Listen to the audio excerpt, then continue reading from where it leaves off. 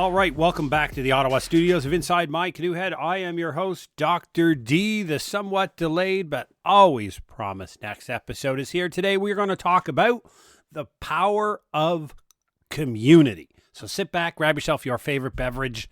Let's get at her.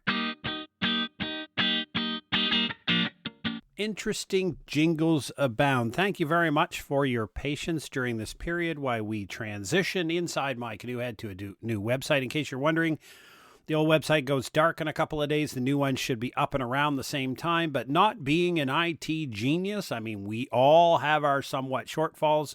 I'm willing to admit mine. IT is one of them. I'm hoping the new one is up to just seamlessly transfer. However, DNS and stuff like that is just not my soup. And somebody says, oh, just go over and change the CNAME and do this and that. I have no idea what you're talking about. That being said, welcome back to the podcast. Thank you for all the messages, folks reaching out, seeing how I was. For those of you who didn't catch the last episode or a couple of preceding it, I went under a pretty significant medical procedure on the 17th of March, 7.5 hours in the operating room. I'm coming out the other end. We're on a long road to recovery, but successful operation. I'm healthy. I'm vertical. I can take care of myself to some greatest degree, though I think my best friend, my wife, may disagree. But that being said, we're soon, and by the 1st of May, the entire onslaught for some, the entire process, the entire production level of Preparedness Labs Incorporated in this podcast, Inside My Canoe Head, will be back to normal. We thank you for your patience. About another 3 weeks or so before I have the energy and the capability to be up and running at full speed and getting everything done. And right now, Canada's going through a national election.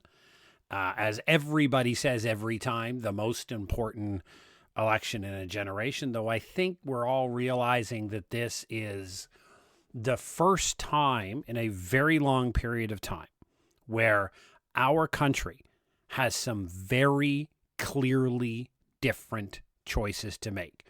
As I explained to a friend of mine from Australia, our country is at a crossroads. There are two roads to take. Everybody knows my politics. I'm a libertarian, so I'm not a conservative or a liberal. I'm not left or right wing. I'm a fan of exceptionally tiny government and the government having a very, very small role in society and a very, very small role in my life. That doesn't mean I'm against government, obviously. There are things that government has to exist for. I'm not a diehard libertarian that believes government is a necessary evil, but I am somebody who does not follow the two mainstream parties.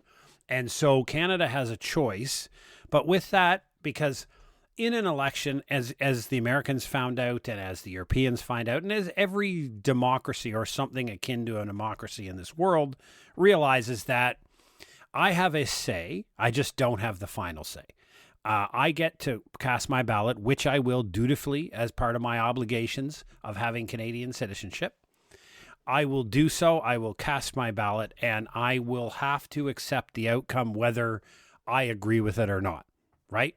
It's like those crazy things like, if you're a U.S. citizen, Donald Trump is your president. It doesn't matter what you think of the man. He is your president. And just like my current prime minister is Mark Carney. Now, on the 28th of April, that may change. It may not change. That's an outcome that's not up to me. It's up to the people of Canada collectively to the decision they wish to take the country. Which means today I want to talk about the power of community. I want to talk about this little thing that is actually the wondrous, incredible engine that makes our lives glorious and wonderful and has nothing to do with the politics or the tariffs of the day or the juxtapositioning or the back and forth between big nations and superpowers and people moving B-2 bombers around and all this other stuff that you hear. Let's talk about community, what really, really matters to our lives. And basically today, what I want to present to you is a theory that I've been working on for about 2 years now. And I've starting to put it down to a little bit more succinct terms. I'm presenting the framework at an upcoming conference, the Northwest Response Forum in Dryden, Ontario, next week, the 7th to the 10th. I'm taking a very short, well-controlled and managed trip up there. But this is a roadmap to a resilient community. So how do we take the current community that you live, let's because communities, first of all, let's talk about the word community. Community can mean something different. Like, communities can be geographically bounded, but not necessarily. So if you're a member of the Baptist or Islamic faith community, that's not bounded by a geographical border. Like, people are within different faiths, they're all across. People within community organizations, people within certain cultures. But generally, when we speak about building a roadmap to a resilient community, in this specific example, we're talking about the geospatially defined borders of a community. So I live in a community in Ottawa, in Canada, in the West End. You may live in Mumbai. We have listeners in the UAE, which is a city. You might look and say, okay, the city-state of Dubai or Abu Dhabi. I'm in a community, right? I'm in the Palms. I'm in somewhere else. I'm in the downtown. I'm in a named community. If you can ask yourself, what is your name community, right? So I, grew up in Halifax, Nova Scotia, and I grew up in the community of Clayton Park. It's not actually a geographically defined. It's loosely defined. People understand what it is. But I was from Clayton Park, a portion of the city of Halifax. So I identify as Clayton Park. I identify as somebody from Halifax. I identify as somebody who's a Blue Noser, right? Shout out to the Global Blue Noser Network. The whole point here is that we're going to think about a roadmap to a resilient community and talking about the structures of society, response operations.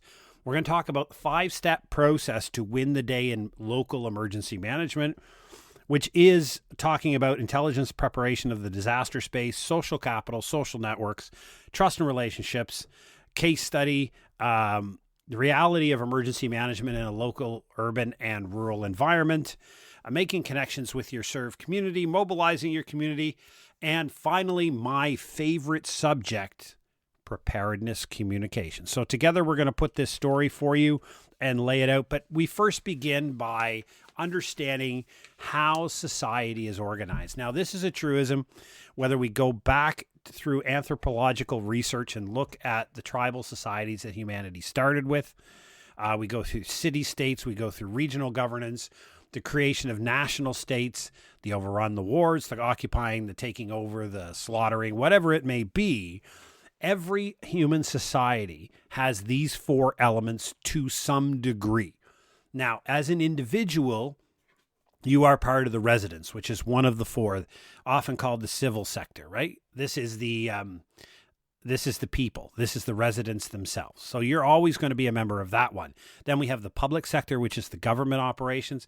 We have the private sector, which is business and corporations. And the 4th one is your not-for-profit sector. Now, some emerging scholarship talks about the need to separate that into 2 separate and argues that there are 5 spheres to society, being that the not-for-profit is really not-for-profit service organizations and then not-for-profit membership organizations. So, Cividian clubs, Kiwanis clubs, etc. And then you have other ones where membership is required. You have to pay to become a member, but it's still a not-for-profit organization.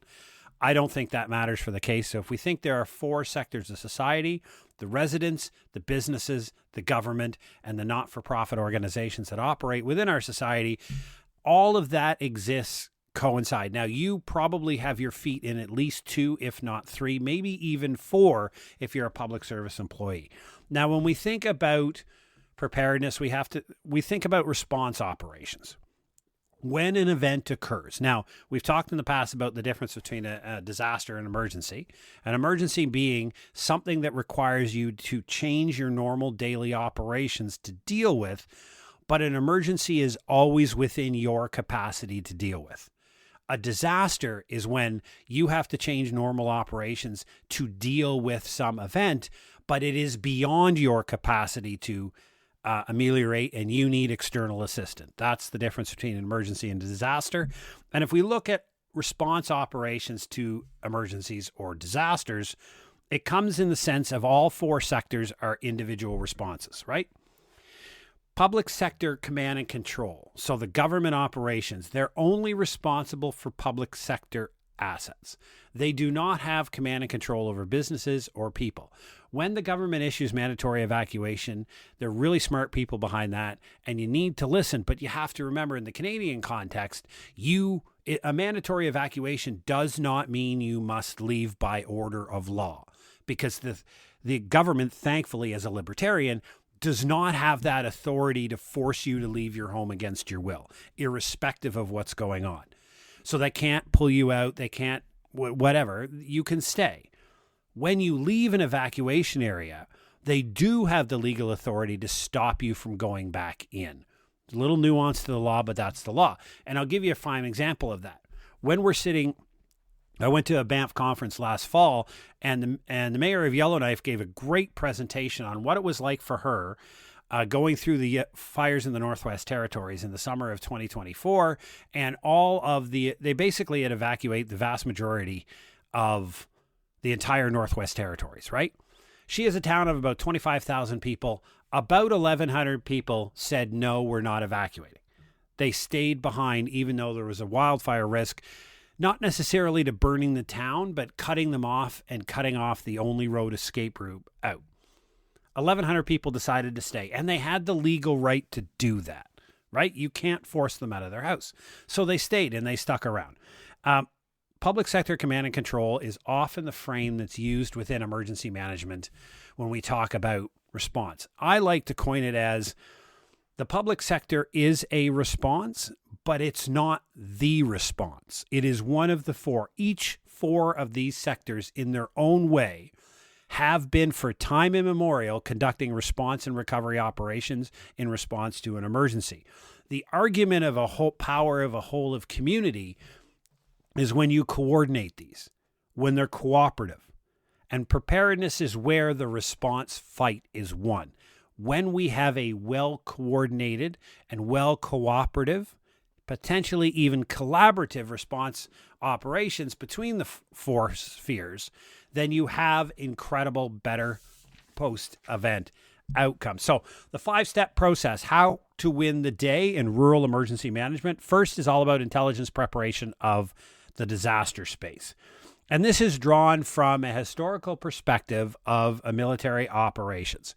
When a military decides that it needs to enter an area to conduct military operations, especially on the ground, from an Army perspective, they have to know everything about. And we would call it blue SA, red SA, yellow SA, white SA, green SA, brown SA. SA being situational awareness about all the different areas and sectors of society, from meteorological to the road networks, to the people, to the culture, to the faith, to the belief, to the ideological leaning of the population, to the current conditions in the city and who are the power brokers. All this information needs to be well understood by the military before they start to plan an operation, because all of that informs how the operation will be conducted, right? So it basically means, from an emergency management perspective, that if you intend to be an emergency manager for a local area, you have to know absolutely everything there is about that area and the people within it, the business operations, meteorological, GIS, all this stuff to be effective. And that's done through hazard profiles. We have THIRAs, which are threat hazard identification and risk assessment. We have risk matrices, which are made up from that. We have geospatial and meteorological data. We have human factors, which is your culture and your demographic. You put this all together and it gives you a very clear picture of the geographically bounded area for which you are responsible. And now this is done in marketing. And there's great diagrams out there that talk about intelligence preparation of the marketplace. This is something that's done in modern day advanced marketing to do the same thing. Template development, understanding the target market, understanding everything about the target market, understanding where they are, where they exist, where they seek information. All of this is the work that is done in the pre-event context. It's what some writers on Substack have called the left of bang theory, right? Everything that happens left of bang. So prior to the disaster happening, my argument to you is you win the response fight before the event occurs. You don't win the response after it's occurred. It is too late, and you'll just do the best you have with what you have. But if you really want to succeed and you really want to be successful, then you will do the work previous to it. And there's lots of databases and ways to gather the information, but we generally ground this in the theory of social capital. And the reason for that is it's the bonds and the ties between the different sectors of society. Now, social capital is essentially your pro-social behavior, right? It is the benefit you draw from human networks, from understanding and knowing and being connected to other humans, the strength and the assets and the resources that come from that. Now, there are different set of theorists who talk about social capital is really about the actual resources that are embedded in the networks. Some will talk about the very presence of the networks themselves. It doesn't really matter. When you think about social capital, think about it in the context of other capitals. We know what human capital is. Human capital is your education, your skills, and your training that are embedded in the people you know. So if you think about all of the people that you know and you're connected, think about all of the skills, knowledge, trades, capabilities, skills, and the abilities that they possess that you can access because you have a relationship with them. Think about financial capital, right? Whether that's residing at a bank, whether it's family money you borrow to start an entrepreneurial journey, or whatever it may be, financial capital exists almost everywhere around us. And there is literally an endless amount of it. Your ability to access financial capital is directly correlated to the strength of your human relationships. And the last one is physical capital. Some call it the built environment, whatever. I'm less concerned about the built environment. I'm more concerned about the physical resources that are possessed by people in your network that you may get access to.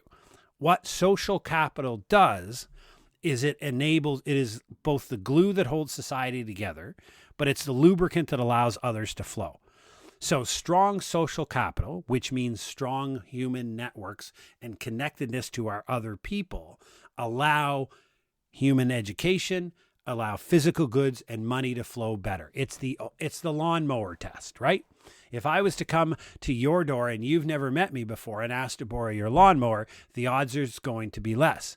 But if I'm your neighbor 3 doors down, you know me by my first name of Jeff, we wave at each other. We may have even had a couple of quick conversations at the mailbox, and I come to ask to borrow your lawnmower because mine crapped out and the lawn needs to be cut. You are more likely to loan it, and only and simply because we have built a relationship. Now, the key to social capital is built on 2 basic tenets. One is trust.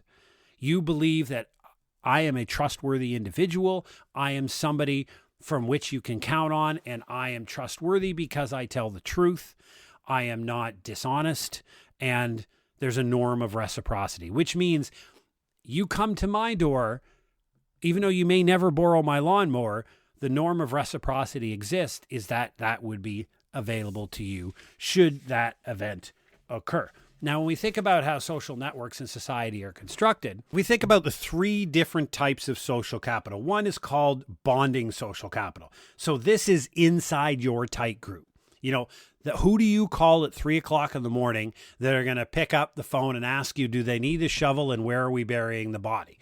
Or something along that lines. If you're having a crisis at 3 in the morning, who can you call who will actually pick it up and will listen to your crisis, and if necessary, will get up and intervene? Who are those people? That is your bonding social capital. That is your really tight group.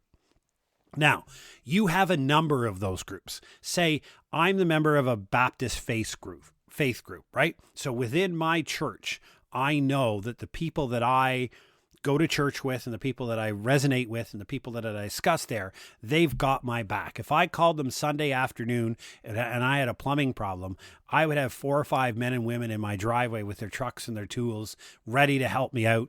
None of them looking for a bill, none of them looking to get paid for their time, because we have a trusted and norm of reciprocity relationship. Okay. So I have this little bonded social capital with my family. I have my bonded social capital with my faith group, and maybe 1 or 2 other, but really there's not that many small little groups that you will have. Bridging social capital is the link between the 2, right? So if I was a member of the Baptist faith community at a local church, and I was a member of a citizen serving group, say the Kiwanis, and I was the president of the Kiwanis Society, and I was a member of the Baptist Church, I'm the bridge, right? So I have my toes, shall we say, tucked into both groups. So I am the bridge. So I'm the link that brings those two together. The third one is linking social capital. And this is across a power divide. So this is between business organizations, community organizations, individual groups of your bonding social capital, and the government, right? Across a power barrier. The relationship that you have with the government who provides you services is called linking social capital. And let me be clear, the outcomes of disasters are clearly linked. If we want to look at the number one indicator who is going to tell us which parts of society are going to have better post-event outcomes, it's those with high degrees of linking social capital. The research is crystal clear. We've gone back, 150 years, 300 years in Japanese history. We've looked at history in Australia, parts of the United States, and to some degree here in Canada, less so. Those are better connected. So the community groups that are active, they're loud, they're in the face of their politicians, they know them by name, they have very strong relationships, they're very much advocating for their community. Those communities will do better, irrespective of their socioeconomic level, than others, right? But across linking social capital, one of the keys is that there's two truths to it. One is that trust is earned. It is not anointed or position or authority. And the second one is residents turn to sources of trust in an emergency. So if you think that people will listen to you simply because you have a really cool titled position, that is not true. It's true to 30%. The data shows that in Canada, there's about 30. Now, different regions of Canada and different demographics will skew these numbers a little bit, plus or minus 5 or 6% in either way. But generally speaking, a little less than a third, about 30% of Canadians will believe messages from the government as truthful and as accurate. Think of those two things, truthful and accurate, in that when an emergency manager stands up at a podium with a cool crested polo shirt on and looks all serious and official-like and gives a position or a speech about an ongoing disaster and emergency, slightly less than a third of the listeners will take that message as, number one, accurate, you're telling the truth, and they're going to trust and follow the instructions that you give. The other 70% of society is on a slanted scale of questioning. And that simply means that to some degree, the other 70% of society is going to look at you and wonder, what is the motive behind? What's the story you're not telling them? What it is, and this is a sliding degree, so it's not 70% totally suspicious, but suspicion starts at that 30% and starts to go up.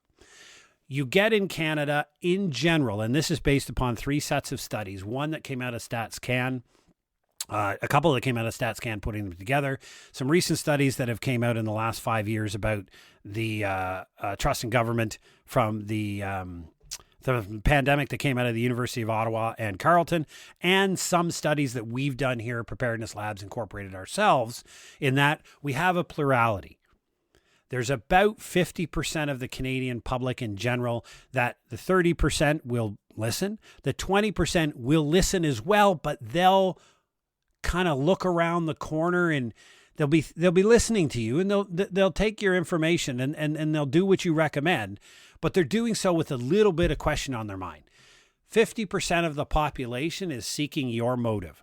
What are you failing to tell them? What is your story and your plan behind this that they're not aware of? What are you hiding? That's the state of institutional trust right now. And so when you want to understand the strength of social capital within your society, it's very much like resilience, and it's very difficult to measure. Try to say, how do you know what a resilient is, right? It's like telling somebody, are you prepared? Well, prepared for what? Prepared to do what? In what circumstances? For whom? And for how long, right? There's no simple answer to it. So what we look in this theory of social capital, and we look at this for resilience as well, is we look at outcomes. We look at what is present when social capital is strong. What shows us that there are strong community bonds? And it comes down to things like social infrastructure, a per capita density of parks, community places, and then how well are they used? How popular are they? We look at memberships in community organizations over a time, a trend analysis. Is it strong on a per capita basis? Do we have a high level of engagement and membership, a steady state? Is it waxing? Is it waning, to use my wax on, wax off references? And then we look at voting in local elections.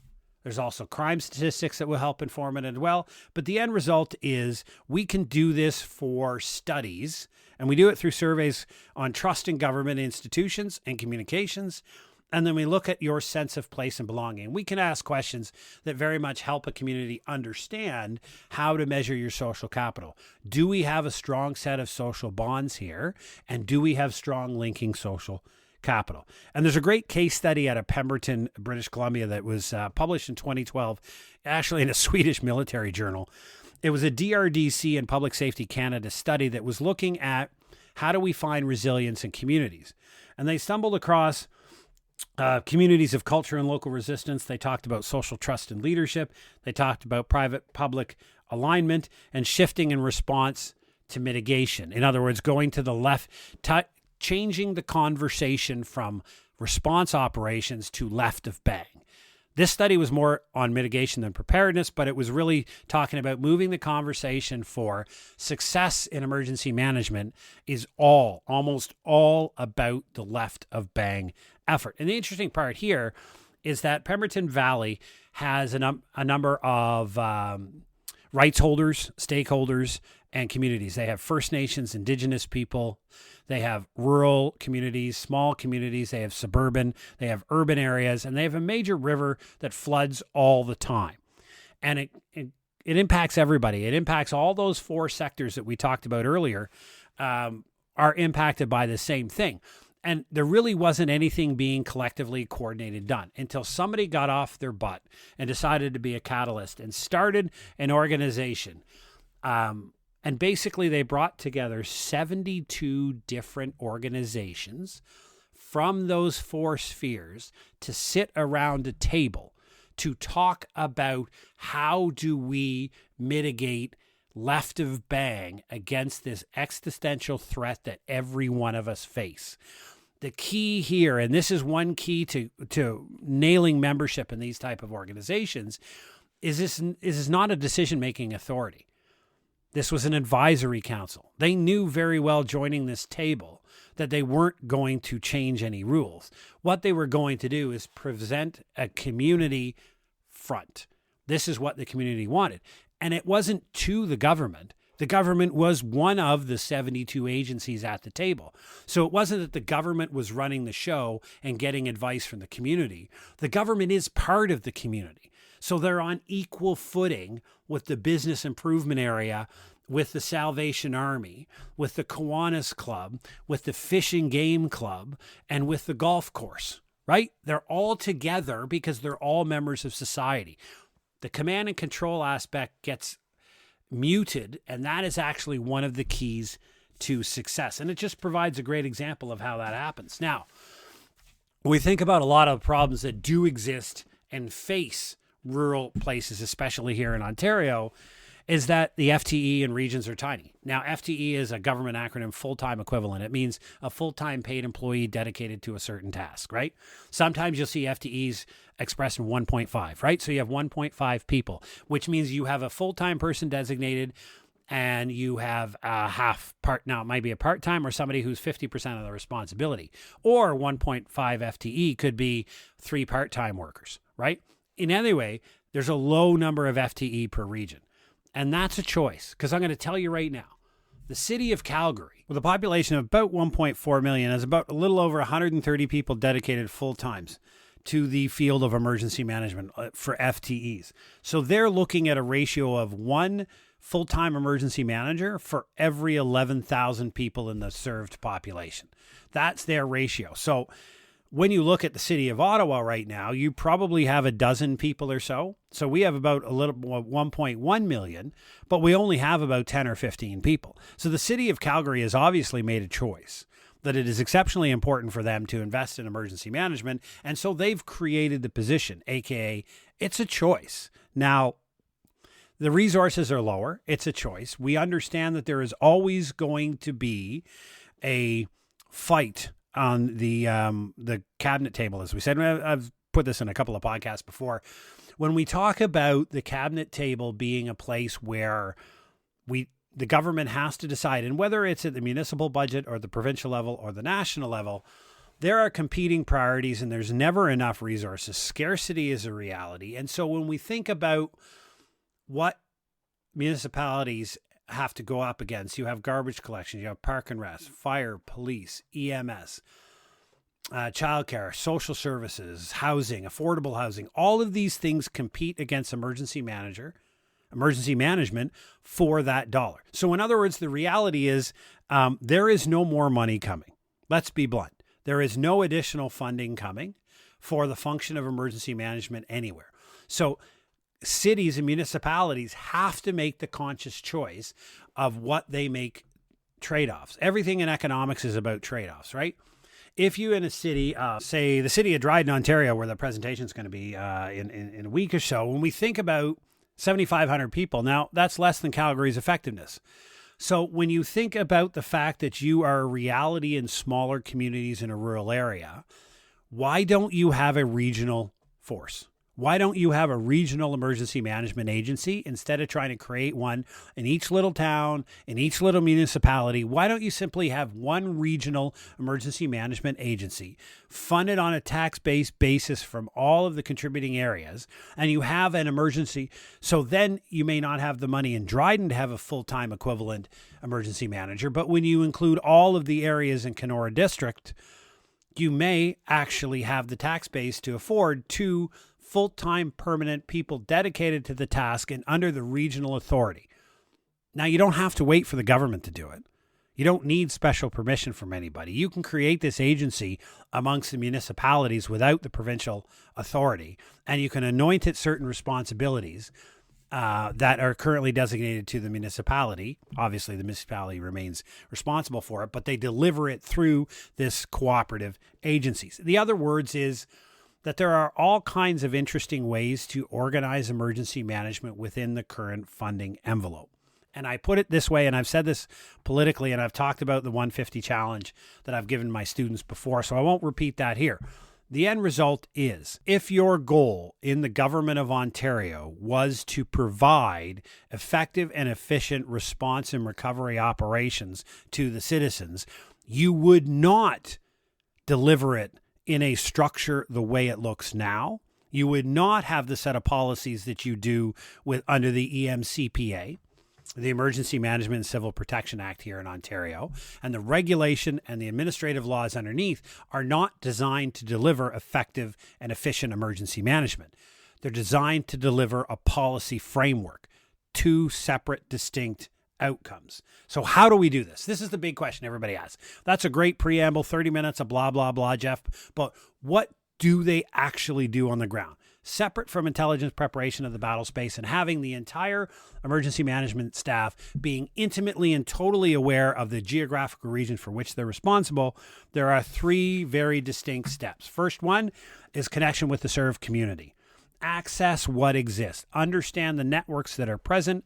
Access those networks, create an enabling environment, just like the Pemberton Valley did and brought 72 different agencies together around a permanent table to talk about the function of emergency management writ large and how do we make our community more resilient. This takes time. It takes effort.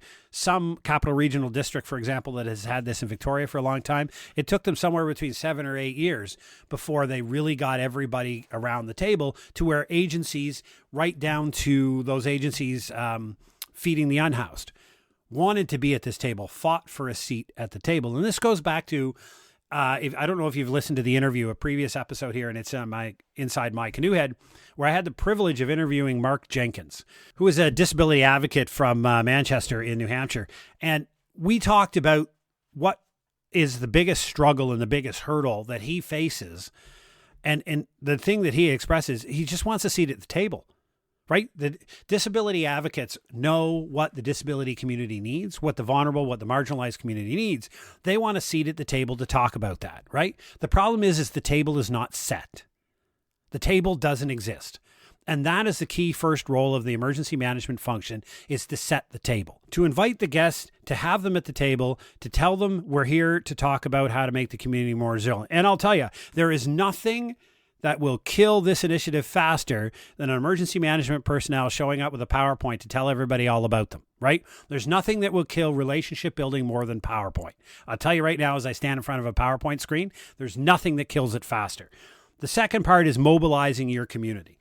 Mobilizing your community simply is a needs assessment for what your risk profile, who has what, and how to prepare to mobilize someone else's asset. We know that in the not-for-profit sector and the business community here in Northwest Ontario or anywhere else, that the resources existing in the private sector and the not-for-profit sector far exceed that exists in the public sector. And when we talk to them, and I have interviewed quite a number of businesses and about accessing emergency management, and they come back with 3 requirements. In general, it's always the same. It's access to training within emergency management. And this was torpedoed when we look at the national humanitarian framework that we have here in Canada. They torpedoed the business involvement right away, because they did not want for-profit corporations being a member of this national framework. They torpedoed the business community intentionally from the beginning when they created the National Humanitarian Framework. They left them out because the business is looking for access to training.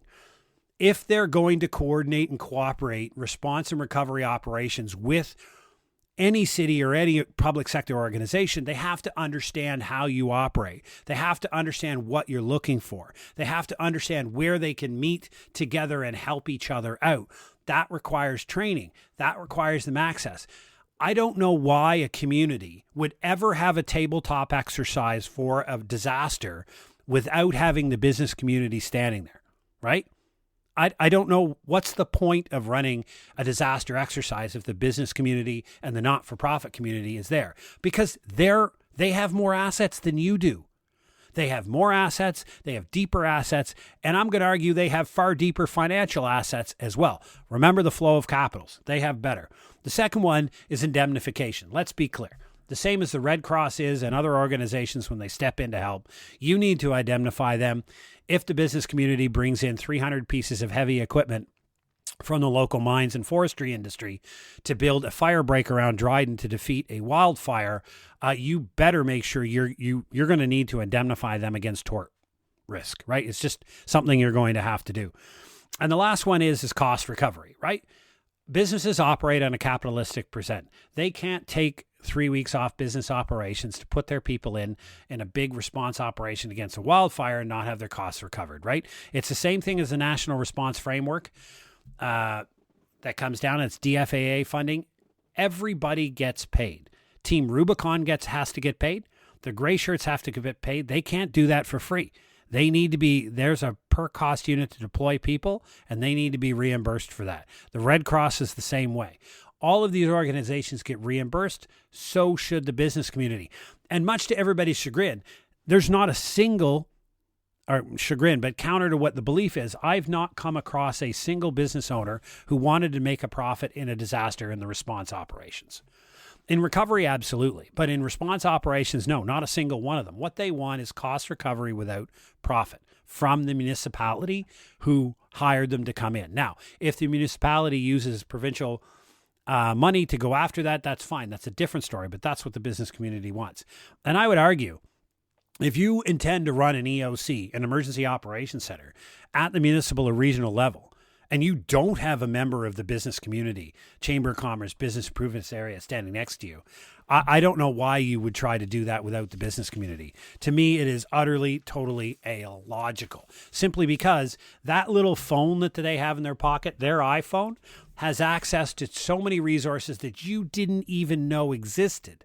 And they're also probably fairly aware of what all the businesses are up to, where their resources are currently employed, and what be made available. Funny how that works, right? Get them into the EOC. No, they're not a decision-making authority. No, they don't tell you how to do, but holy smokes, having that information at your fingertips, having them right there with you is going to give you a far better outcome. It simply will. And the last piece is my favorite story is preparedness education. And I'm going to give you a very simplistic recipe for this. This is what research does, right? We take the totality of research into preparedness communications that have occurred in pretty much the last 30 to 40 years, and we simplify it down into several steps. Step number one is, and this is going to be different for your geographical boundary, what does a prepared individual look like in your town?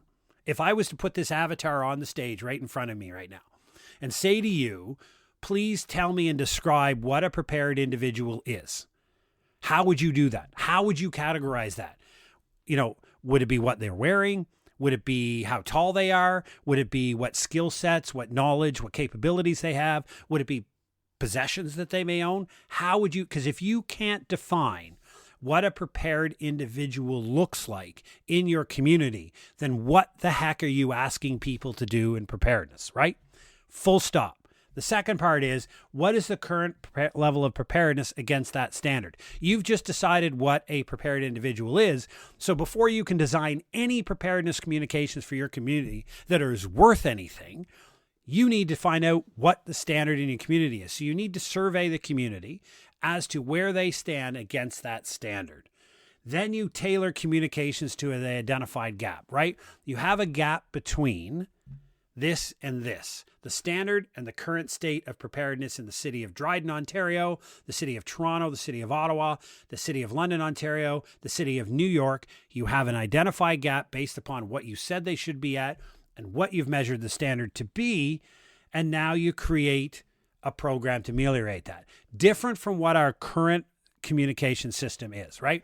Every year in Emergency Preparedness Week, and it happens in May, and I know, as ridiculous as it sounds, we're going to see this again. Somebody's going to send out a message that has, be informed, have a kit, have a plan. That ridiculous message that is over 30 years old, that is being summarily ignored by the totality of society, right? It has no grounding in evidence. Not at all. But that's the message that we'll put out. The design of that message is based in a very principal idea. And this, a very good friend of mine put it succinctly, and I give him Grayson Crockett. Some of you might know him, who is the voice of Canada's #1 preparedness podcast, Epic, is the current preparedness communications given by the government to the people is designed to create professional victims. It's telling you you will be hurt and you will be harmed by what is coming, to sit down, hunker down, and wait a certain period of time so the wonderful, benevolent government can come rescue you. That's exactly what the preparedness communication is designed to right now, and it's abjectly poor. You communicate. The next step is you need to communicate where people is. Once you've identified that gap and you've created a message, you need to communicate where people are. If they're on TikTok, you're on TikTok. Emergency Management Northwest Ontario should be on TikTok. Now, whether it still exists in a couple of days, who knows? It should be on YouTube. It should be on X, right? And then once you get your preparedness communications program out there and you run it for a certain period of time, recommended at no less than 90 days, but no more than 120 days, or no more than 180 days, is you go back and you measure again, because you need to understand you've blitzed the target population, you've put it out there against people, and you've turned out, and now you have to understand, was this effective, right? And the only way to know is it effective is to take the measurement again against the standard. Rinse and repeat. Now, a couple of proven ideas that I'll offer you before we wrap this up is contests, prizes, marketing 101. You have to remember that emergency management preparedness communications, you are a marketing agency. You are in competition against Nike, everything else. Don't think because you have a very specific niche message that you are somehow special and that people will listen to you. They won't. We've gone over it before, and it's fact. Why should people pay attention to emergency management in Northwest Ontario? And simply saying because you have a job title or a cool crested polo is not going to get people to listen to you. It won't work. So market it. Why? One good friend of mine, and I'll end it on this, he was a regional emergency manager in the province of British Columbia, and he started a contest. He went to his higher ups and said, I need $20 a week. I need a little over $1,000 to run a contest with the population. So he started on X, Twitter back then, and he started putting out a bunch of question and answers, a bunch of information throughout the day, and then posed people to answer question, random draw, awarded Starbucks, McDonald's, Amazon, $20 cards every week. He took his following, right, from 0 to hero. From a couple hundred people to several thousand people within his area who are now actively engaged. And he was communicating. Because remember, you sending out a pamphlet in the mail is not communicating with anything. Communication requires two-way conversation. If you're not following up that pamphlet with something, then you're not communicating with your served public. You're simply filling the recycling bin. Right? Which is, oh, by the way, that's something else you should check. Have you ever thought of checking the recycling bin to see how many of your flyers ended up in there? That's a good indication of the effectiveness of your campaign. The end result is this. Resilience is a choice. It's a state of mind. These is a way to build a whole of community. I hope today's discussion was helpful for you. As we move through this month of April, as we move in, bringing Inside My Canoe Ed back up to full steam, my LinkedIn posts, my Substack articles, the YouTube videos are going to start kicking out near the end of the month. We've got a couple of new products that we're putting out. This is going to be a great May. Again, I thank you for your patience. I thank you for your kindness and your well wishes. We're on a healing journey. Many of us are at different points in my life. And I'll give you this. You think you have 100 problems until you have a health problem. And then you have one problem. Take care, my friends. Stay safe, and we'll see you next time.